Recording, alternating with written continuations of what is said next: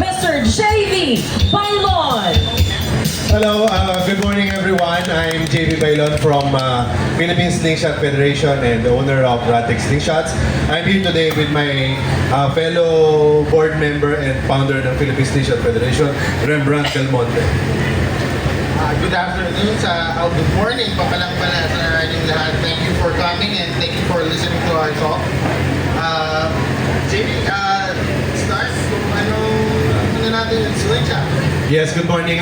So basically, ganito magiging flow nung discussion natin sa Slingshot. Magbibigay lang ako sa inyo ng ilang brief history, kind, application, uses, safety, materials used, and then afterwards, mag-invite ako sana na yung mga questions na basically gusto nyo malaman tungkol sa Slingshots. Kasi if I'll talk ng talk, magiging common knowledge na lang yung may share namin eh.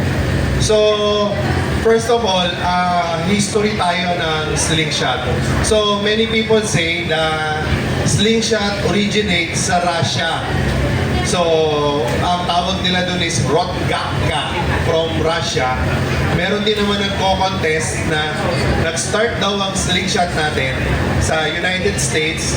Pero as we all know, commonly know na nag-start ang Slingshot when the rubber is widely available around 1940s or after World War. So, meron tayong mga ilang klase ng mga slingshots na kadalasan natin ginagamit. Yung unang-una, nung kinasanayan natin ng mga bata tayo, ang tawag po natin dun is natural forks. Natural fork slingshot is made yan ng branch na yung minsan Y na lang siya talaga, and then kinakat natin, and then nilalagyan natin ng rubber, and then ginagamit natin siya. Yun, kadalasan yun ang gamit natin ng mga bata tayo. And then nagkaroon tayo ng mga tinatawag na mga board cuts. Yung board cut, medyo high-tech na siya ng konti, moving up from the natural fork. Ang sistema naman sa kanya is, meron kang board, and then you draw a slingshot, and then you cut it out, and then smooth out the edges, and then put bands, and then use it as is. So, kadalasan, ganito ang itsura ng mga board cut slingshots. And then, as the time goes by, nagkaroon tayo ng mga tinatawag na mga wrist rockets. Yung mga wrist rockets, wala kaming example dito eh. Pero yun yung mga slingshots na pagka hinila mo, meron siyang wrist support. Tapos kadalasan, ginagamit doon, tubes. Tapos, ngayon naman, nagkaroon tayo ng evolution, yung mga engineered slingshot naman, yung mga multiple materials na pinagsasama-sama natin together to build one functional slingshot. Kasi more than just a tool, naging parang outform na rin siya. Release na rin siya ng mga artists natin na gumawa ng iba't ibang mga design, mga klase, at saka ways to shoot. Okay, moving on, meron tayo applications and uses naman tayo ng slingshot. So, ang common use na sinabi ng mga tao for slingshot, that would be hunting, toy, survival, and then kagaya namin sa Philippine Slingshot Federation, Yes. we categorize slingshot as A sport. a sport. So, slingshot sa amin is a sport equipment. So, dun papasok yung ang style ng paggamit namin sa kanila is as practical shooting scenario. May targets tayo, may number of ammos, ganun ang gamit natin. Also yung mga accuracy contest, yung scoring contest, and sa ibang bansa, meron din silang mga hunting contest using slingshots. Tapos sa ibang bansa kasi yung application niya is very wide because widely spread ang hunting sa kanila for food gathering. Kasi nakaka-help yun na pag-sustain, let's say, sa mga wilderness ng mga people who live off-grid para i-support yung food supplies nila. Samples nito na pinaka-best I think is yung hunting rabbits sa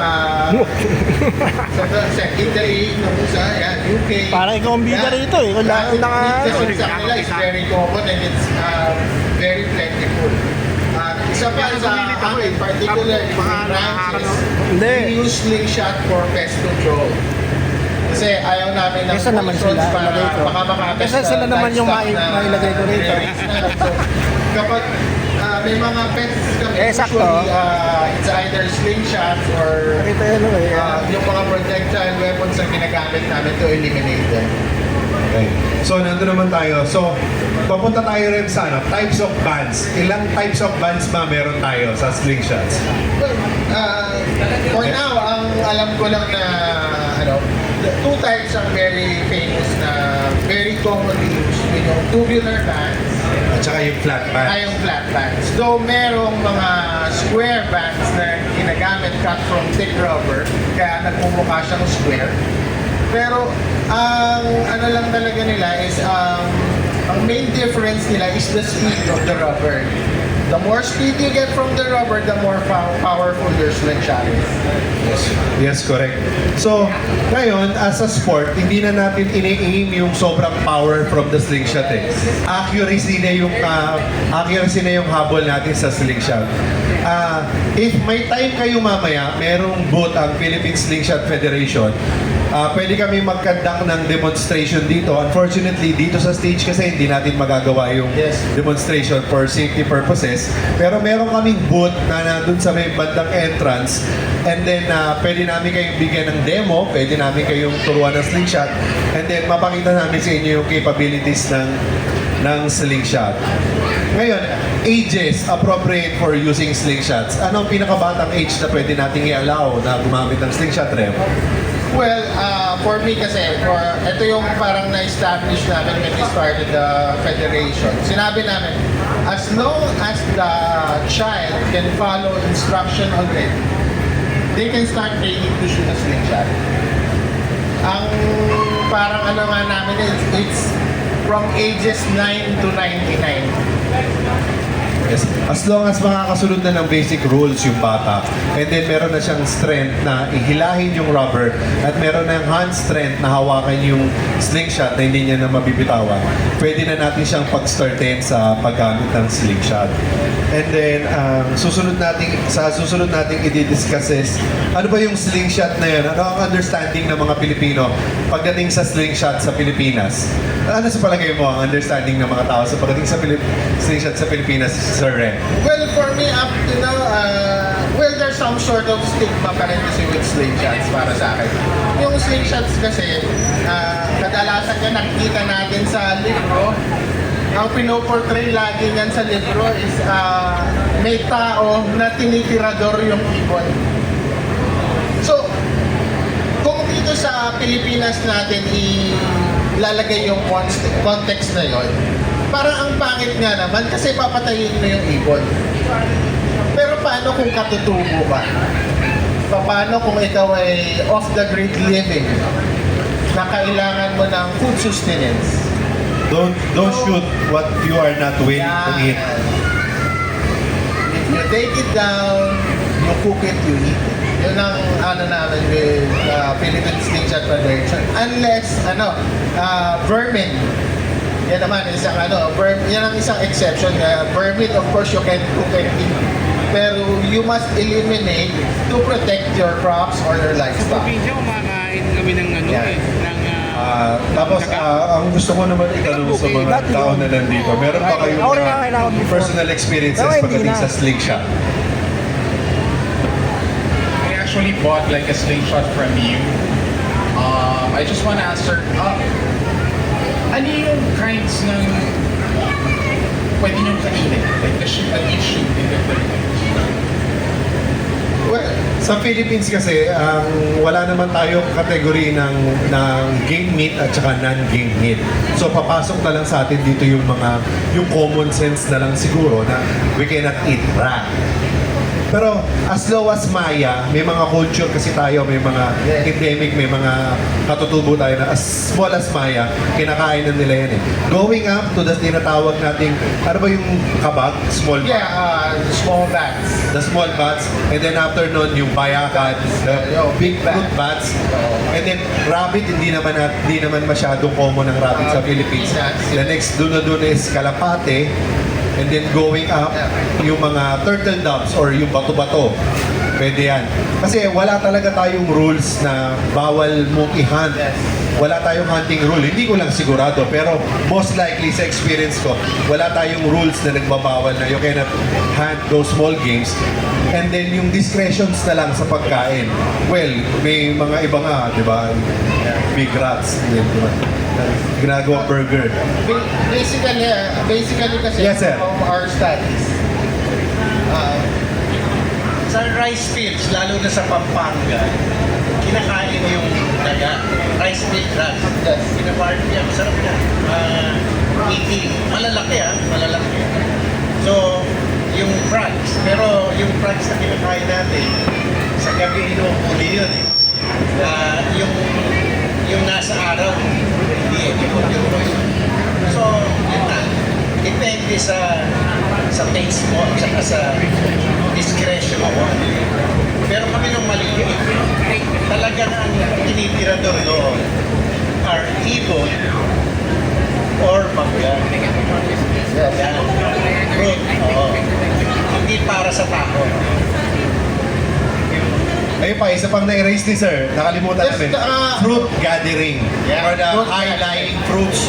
Pwede nyo slingshot yun and then kukolect na lang sa ground. Yun yung isa pang applications ng slingshot. isa pa rin pwede nating application for slingshot is in removal of invasive species. Yan. Isa rin na pwedeng application yan. Ang Maya is commonly known to be a native bird, but it's not. It's not a native species. It's an invasive species from Africa.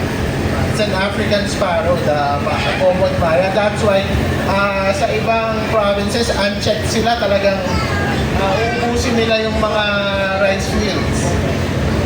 So, that's another avenue for the use of slingshots. It's a eco-friendly way of getting rid of invasive species. Tapos meron pa yung newest trend sa slingshot, which, for the record, gusto ko naka-record to ba, which we do not advocate. The use of slingshot for fishing. Yeah. Slingshot for fishing, they're using darts na tethered. Tapos meron silang makeshift reels. And then, people are using slingshot to hunt fish. Parang tinatarget nila and then letting go. Lilipad yung dart, tatama sa isla, and then they reel it in. The problem is that is a very, very advanced form of discipline ng slingshot. It's not like you seen it once and you do it the next day. Very, very dangerous. That's why, lagi ko siya lang iniaalis sa usapan once na pinag-usapan ng slingshot, especially for the beginners. They're using darts. Pag tumama sa kamay mo yon, hindi na natin kayang solusyonan yun dito sa, mag-u-hospitalan na tayo. And at the same time, those slingshot darts are illegal by law. Yes. There's a law called the PANA law, which people misunderstand to pertain to bows and arrows. It's not. It's pertain to that, the slingshot dart. Yes. Yun yung PANA law. Kaya, plus, yung setup ng slingshot for fishing is very powerful. Para mo mai-propel yung projectile mo, that distance, the slingshot is very powerful. So, pagka nagkaroon tayo ng mishap, very, very unlikely talaga na magiging favorable sa inyo yung situation. Yes, sir. May gusto kong malaman tungkol sa slingshots? Do you have anything to want to know about slingshots?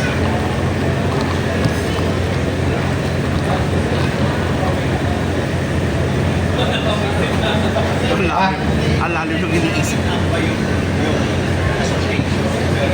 And then, kasi ako nung bata pa, the best na kahoy is bayabas. Pero yung medyo high-tech na yun eh. So, kailan o saan nagtitigo? May question si sir about dun sa meetups and then groups, parang groups, locally groups. May mga groups po kami na mga very, very active, especially yung groups from Marikina. Yes. Marikina, yes, Pasig, and then Valenzuela, Cabalen, which is Pampanga, Laguna, Sampaloc. Yan po yung mga primary groups na pwede mong salihan. And then for meeting, yes, Papa George. Akala ko din. For meeting, pwede mo silang tanungin Pwede kung mo silang kailan meron, tanungin, kailan saan. Yes, Oh, yes, Philippine po. Slingshot Federation, You sir. can join the Facebook group. Yeah. Yes, pwede po kayo mag-visit sa booth. And shameless plug na rin, meron tayong mga for sale na mga slingshots doon. Oo, pwede nyo pong daanan. Ito pala ako may tanong. Para malaman din sa...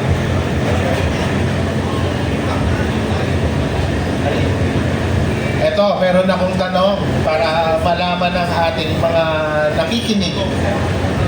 Si JB Bailon kasi ang sinatawag na slingshot master ng Pilipinas ngayon. Pare ko, gaano kalayo yung pinakamalayo mo na tinira? Para maano nila yung with practice kung gaano accuracy ang ma-attain nila sa slingshot. Ang longest distance na hit ko from a slingshot is 60 meters. Half ng full length football field yun eh. So, Oh. 120. Yung ba yung nasa video Oo, nasa natin video. before? Oo. 60 meters. Tapos anong pinatamaan mo, pre? Soda can. Pero pa yun dun sa 50 meters na schedule 40. Oo, iba pa yun. Pero yung recorded, yun. soda can. Yung soda can sa 60 meters. Any other questions para sa mga audience natin? Mad balls. Sobrang gaano. So,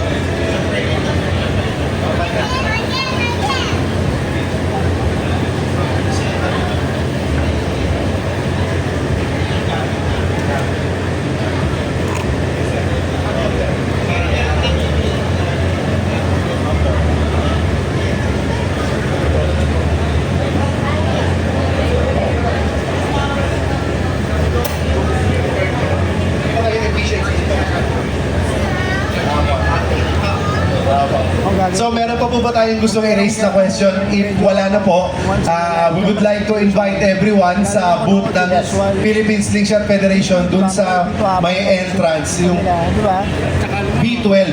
Sa may B12 po kami. So everybody is welcome. Tuturuan namin kayo doon. And then yung basic skills, kung ano yung mga materials na pwede nyo gamitin, kung gusto nyo gumawa ng sarili yung slingshot. So paano? See you all dun sa booth and then God bless. Thank you all. Thank you, everyone. Thank you very much, Mr. J.V. Bailon.